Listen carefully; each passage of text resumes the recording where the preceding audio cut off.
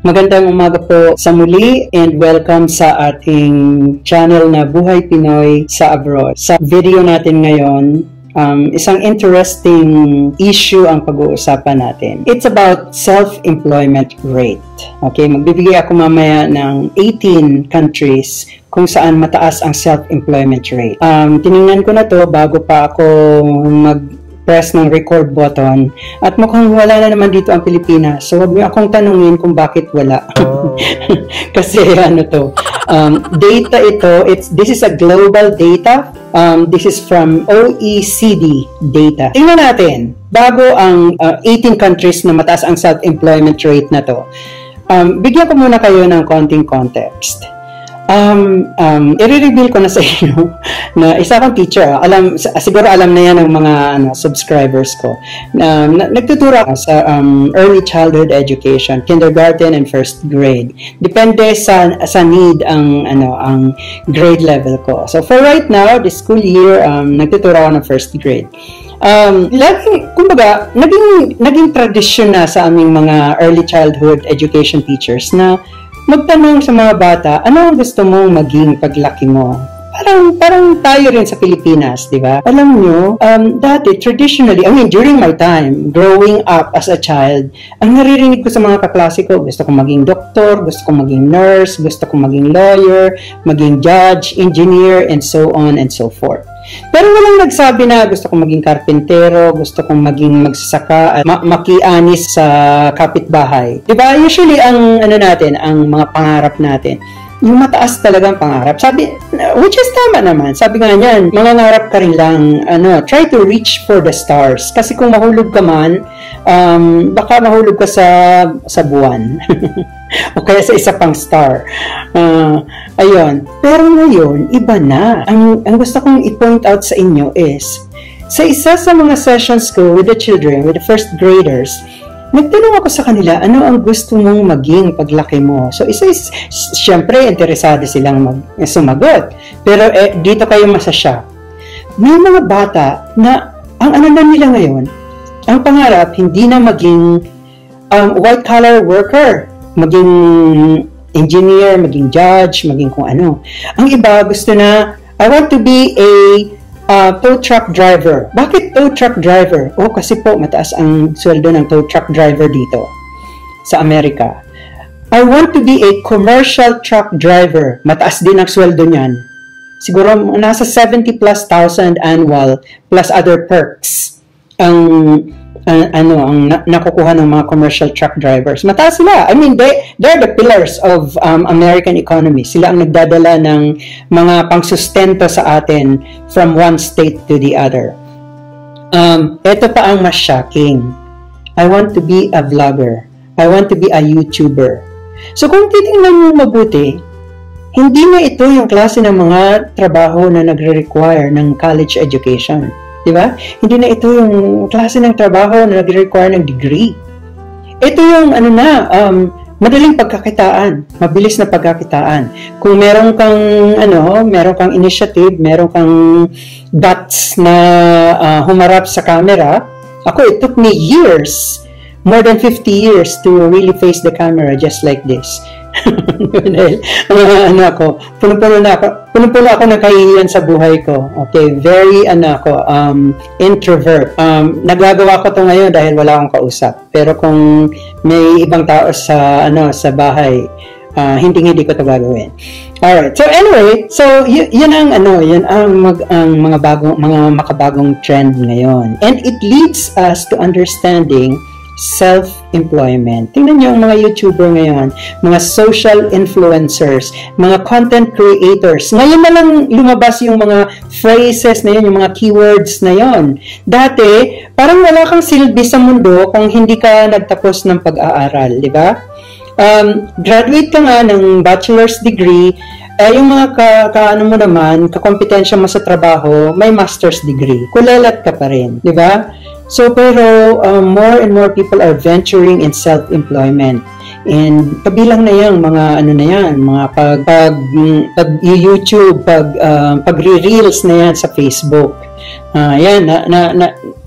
dahil sa ano nila, sa mga kakengkuyan nila, sa mga pakwela nila, dahil sa talent nila, di ba? Imagine, gumawa ka ba naman ng cheesecake na 3 ingredients lang?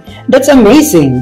So, magba-viral, and because of the views, kikita ka ng pera. So, kung paulit-ulit mong gagawin yan, hindi mo na talaga kailangang magtrabaho kagaya namin na nagpapakahirap, nagpapaka-stress, bibili ng mga damit para pantrabaho o gagastos ng sasakyan at gasolina para mapunta sa workplace. Kasi karamihang mga social influencers nasa loob lang ng bahay, depende sa kanilang content.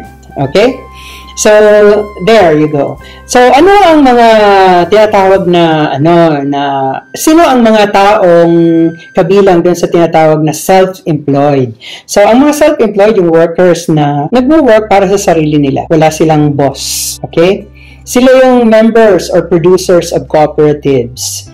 Sila yung mga unpaid family workers. Mga work from home, work at home moms or work at home dads, pero may konti silang racket at nasusustain na nila yung survival ng kanilang pamilya. Speaking of survival, ang self-employment nag-stem at dumami o tumaas ang rate because of survival. Nakita ng mga researcher na ang self-employment nagsimula after pandemic. So, after the pandemic, more and more people became more skilled in working for themselves dahil siguro na master na nila yung craft nila while they were at home during the lockdown, di ba? So, yun. So, ano ang message ko sa inyo in relation to self-employment? Tara, engage din tayo sa self-employment. Hindi porket nagtatrabaho ka ay wala ka ng karapatang mag-engage sa self-employment. Because sa totoo lang, mas marami ang opportunities mo na mag-engage sa self-employment. For example, isa kang teacher, licensed teacher ka, pwede kang mag-teach online. Pwede kang maging online tutor. Nurse ka, pwede kang mag-venture sa iba pang healthcare work other than being a nurse in a hospital or in a health institution. Engineer ka, pwede kang gumawa ng ganito, ganyan. Nasa IT ka, pwede kang gumawa ng ganito, ganyan. Isa kang worker sa industry, pero magaling kang magluto, mag-baking ka. During weekends, mag-decorate ka ng cakes mo, mag-bake ka ng mga cupcakes or muffins and things like that, okay? Hanggang dumami. O kaya mag-online selling ka. Bumili ka ng mas murang items, patungan mo ng konti, i-sell mo sa mga kaibigan mo, o kaya magpadala ka sa Pilipinas, and so on and so forth. So, yan ang tinatawag na self-employment. Basta may pagkakakitaan ka on your own, wala kang boss dyan sa ginagawa mo, that is good enough. Diba? So, kung may craft ka sa stock trading, hindi maging stock trader ka. Pero it takes a while para ma-master mo kasi ang isang particular skill na yan. Ito na ngayon yung mga countries na mataas ang self-employment rate. Number 1, Colombia. In Latin America. So, ang rate nila is 53.1%. Taas, no? This is followed by Mexico with 31.8%. Number 3 is Greece, 30.3%. Number 4, Turkey, 30.2%. Followed by Czech Republic with 26.5%. This is followed by Chile with 24.8%. Next is Korea with 23.5%. Next is Italy with 21.5%, followed by Poland with 19.9%, followed by New Zealand with 19.4%, followed by Spain with 15.3%, followed by generally the European Union 14.5%, followed by France with 13.1%, followed by Japan, 9.6%.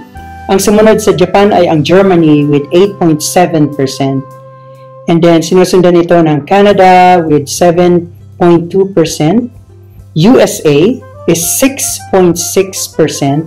And Norway has 4.7% self-employment rate. Okay, so, ito yun. Sasabihin nyo na naman, bakit wala ang Pilipinas?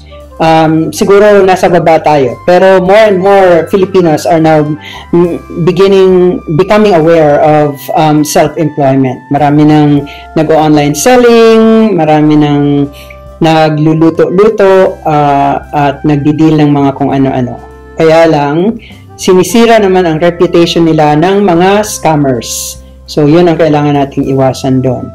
So, para sa ating mga OFWs once again, tara na, mag-isip tayo ng mga pagkakakitaan na magli-lead sa atin sa self-employment. So, i-set aside natin yung negativity na, ang hirap-hirap ng buhay, grabe ang kahirapan ko, ako na ang pinaka sa lahat. Hindi, maraming pagkakakitaan. Pero, ano lang yan, kailangan lang nating hanapin, di ba? Kung may skills ka, hanapin mo yon. May skills ka ba sa research?